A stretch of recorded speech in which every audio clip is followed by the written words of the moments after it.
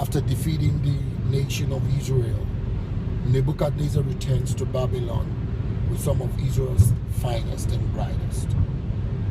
Young men with all manner of scientific skills. In today's world, we'll call them prodigies and geniuses. Such is the textual context from which the life of Daniel, the story of Daniel, is developed. Young men with possibilities, a great future, yet thrust into slavery. On one hand, he's appeased with all the pleasantries of the palace. On the other, his life hangs on the word of one man. But Daniel seemed to be acutely aware of the need of preparation before opportunity. Preparation in anticipation of opportunities.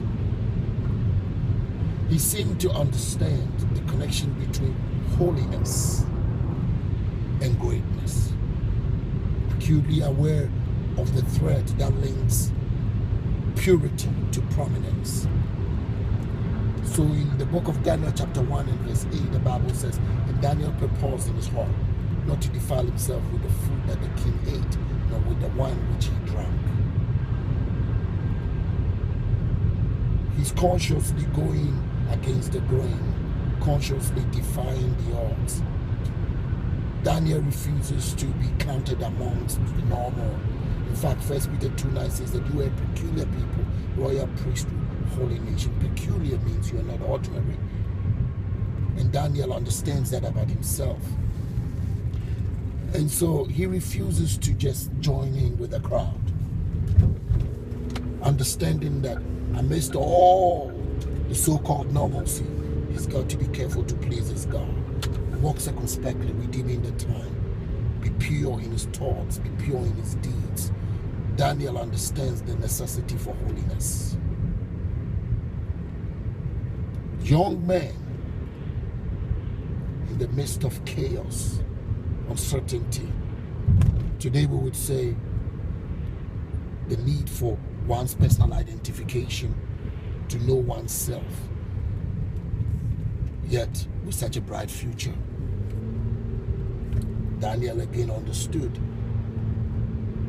that during the fallow period, there's a need for one to become adaptive to the cognitive process of thinking about what to do when the opportunity presents itself. And so the opportunity did present itself when Nebuchadnezzar had a dream and summoned all the wise men in his kingdom,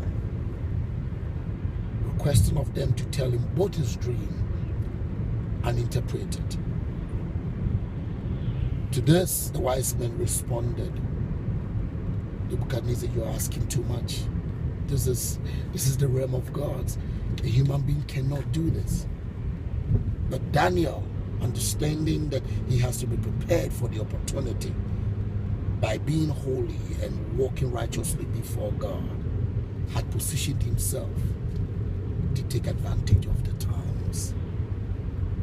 And so he's mentioned as not just one of the great minds of Babylon, but one of the great political figures of Babylon. In our lives, we all encounter opportunities. But opportunities are as good as much as we are prepared. We are as lucky as much as we have worked in getting lucky.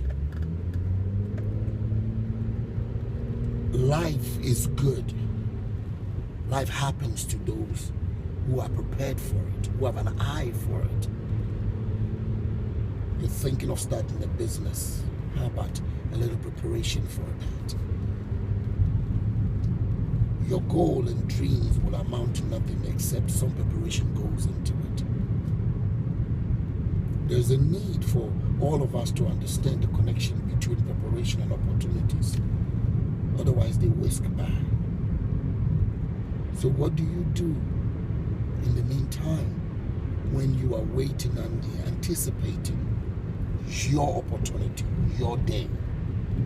Surely will come. But get some preparation going. God bless.